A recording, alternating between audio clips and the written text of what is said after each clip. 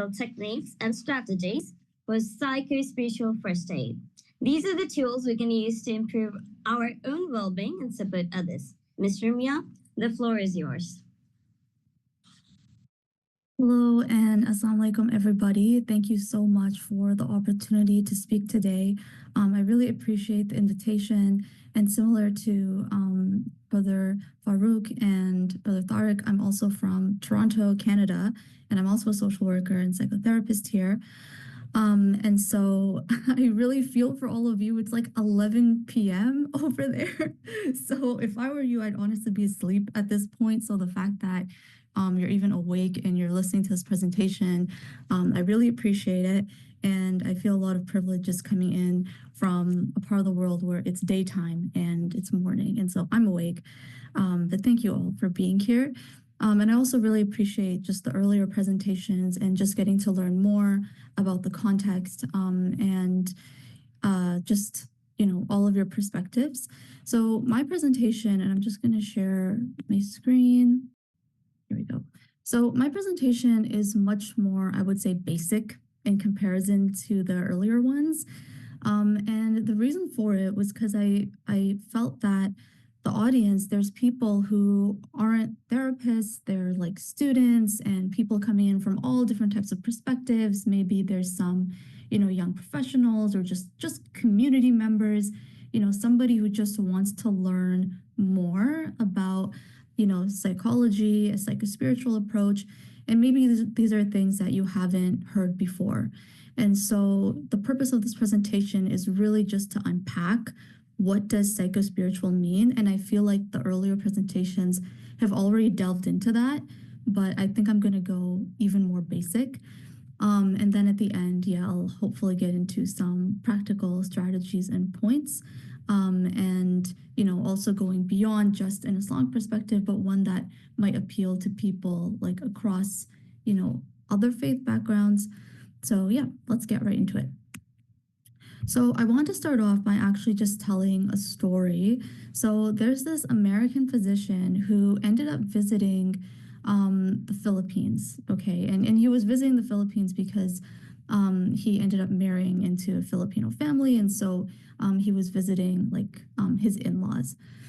And so when he got there, he noticed that the kids who were in the neighborhood, they immediately developed this connection with him. Like they were just so friendly. They were so open. Every morning they would come by and they wanted to play soccer with him. And in the process of just playing together and hanging out together, he noticed that these kids had really bright smiles. Like they were just really smiley and they were really open, really expressive. And he felt that that was a really big contrast in comparison to the American kids that he was around, who were glued to their iPads, electronics, just robotic, more cold, not really open. I guess you can describe them as being more self-centered. And so that got him thinking, because if you just looked at material conditions, the neighborhood that he was in the Philippines, it wasn't in the best material conditions. And people's living conditions were more difficult. And they were struggling with diseases that, maybe people were not struggling with in the American context. And so he was like, how is it that, despite these sort of material differences, that the people here and the kids here especially seem so much just more open and happy and, just available for connection. And so the thing that stood out to him was that their spirits were stronger. They were more alive. There's something about them that was more alive. And how that makes a difference in quality of life. Not to say that material conditions don't matter, because they definitely do. Living conditions make a really big difference. Except that sense of feeling alive and feeling connected and being open also has a serious impact on quality of life and just how much our everyday experiences can be felt in a more full and wholesome way. And so, and I think this was mentioned in the first presentation, just around spirituality being related to developing the sense of purpose and meaning in life that is both within the self, but also beyond the self. And so this can really contrast sometimes when we think about psychology.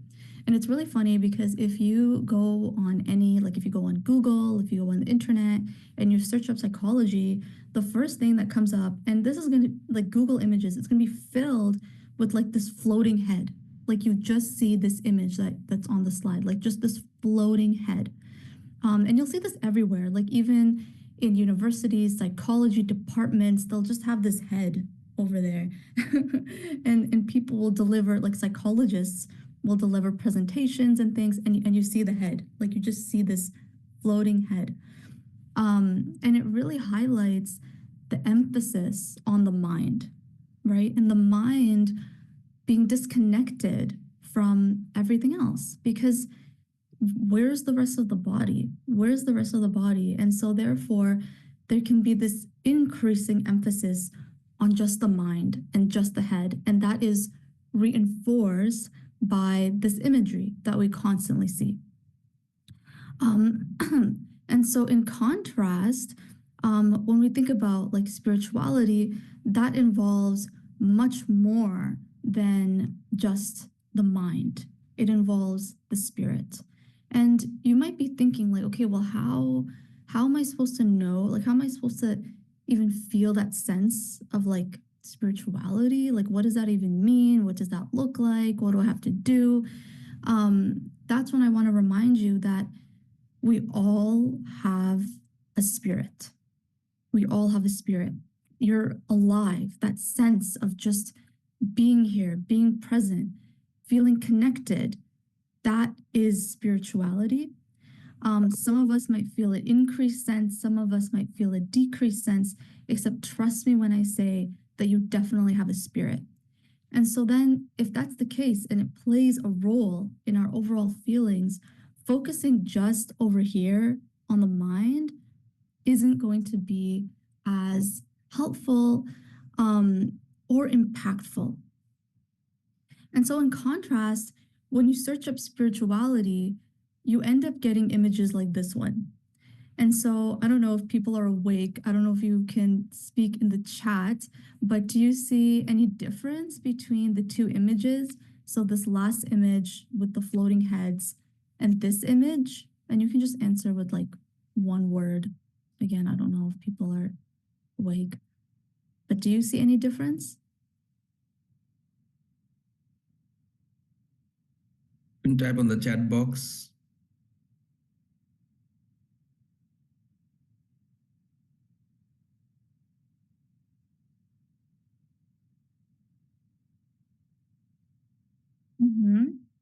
Yeah, you see a whole person. Yes, you see a whole body.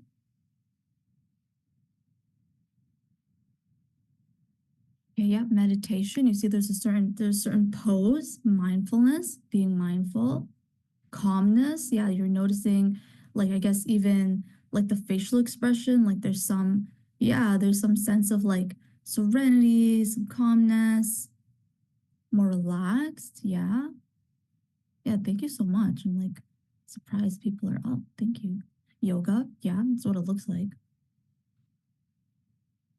Yeah, body expression. Definitely. Concentration. Yeah, there's like this sense of focus. Serenity as trying to be self-poised. It's a good way of putting it. Yeah, definitely. All of these answers are really, really great. So thank you so much for your participation and just noticing. Yeah, nature. Yes, yes. There's a bunch of like nature-y pieces in the background, like leaves and flowers. Yeah, doing artwork. Yeah, inner peace, for sure. Yeah, these are all really, really great answers. Yeah, yeah, it does look like people are reading, this person's reading a story. It's more colorful, definitely. Yeah. Yeah, you're all highlighting the pieces that stand out, which is awesome. So, yes, definitely the first thing, which all of you touched on immediately, is that the whole body is highlighted. So it's not just about the mind, and the spirit isn't just limited to one part of the body. It impacts your whole being. And so feeling this sense of connection within the self, right, which all of you have highlighted as being, related to the sense of being focused, there's this sense of concentration, can facilitate these feelings of calmness, relaxation, serenity. And within the image, you're also highlighting certain things that can help with facilitating that. So, like reconnecting with nature, right? Doing exercise, doing some sort of like mindfulness activity, whether it be something like reading, right? Or journaling. So, when we're thinking about practical strategies, those are the things that can come up. Except there is one really big thing missing about this image, and this is, I would say, the number one or one of the major, I guess, critiques of the Western approach to spirituality is that it's just focused on the individual. So where is everybody else, right? Where is everybody else? Spirituality is not just about the individual person, and it's just not just about you, yourself, the self.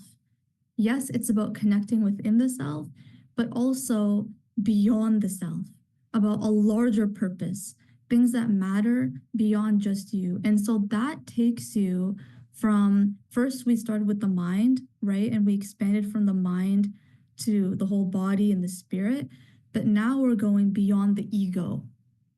Because if you just focus on the self and you're not thinking about others and how you're a part of a larger community, then you might just be left with the mind and the ego, which is what we often see in modern psychology, where there's more of an emphasis on those pieces over spirituality, which involves community.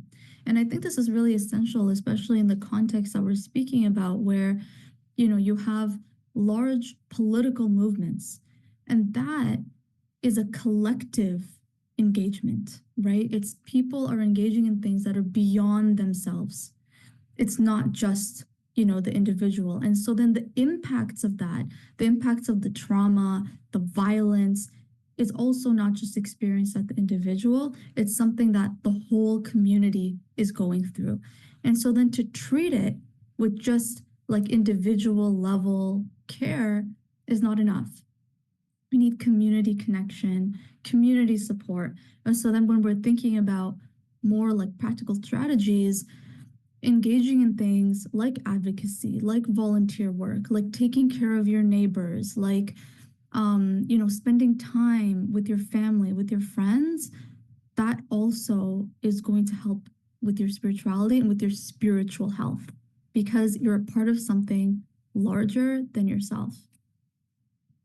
And I have an example of this. I remember when I was in Turkey, which is like, probably one of the most spiritual countries, depending on the city that you're in. Lots of like history, architecture, it's a quite religious space as well. I attended a conference that was all about like spirituality and religion and all of that. But the part of the conference where I felt the most connected, I felt the most like spiritually high, was at the end when I was on a table with everybody and we were all eating together.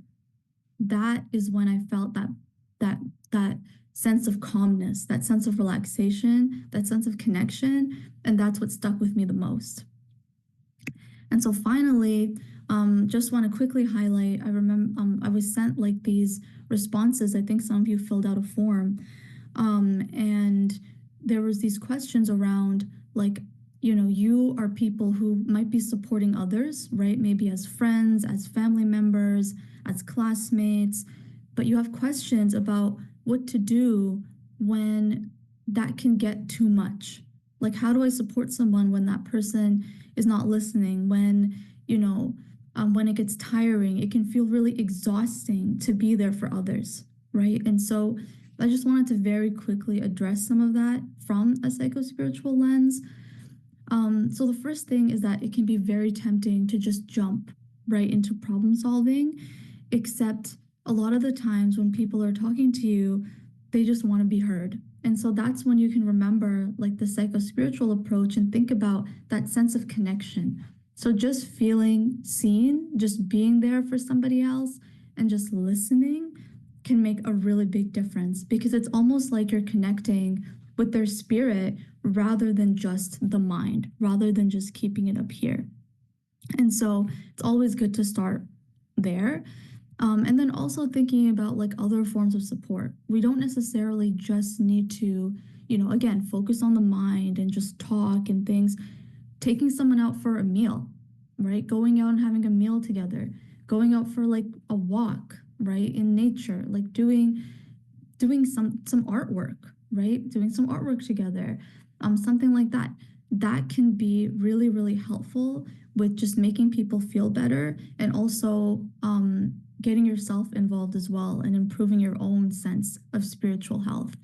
And so it's so important that in supporting others, you're also refilling your own cup.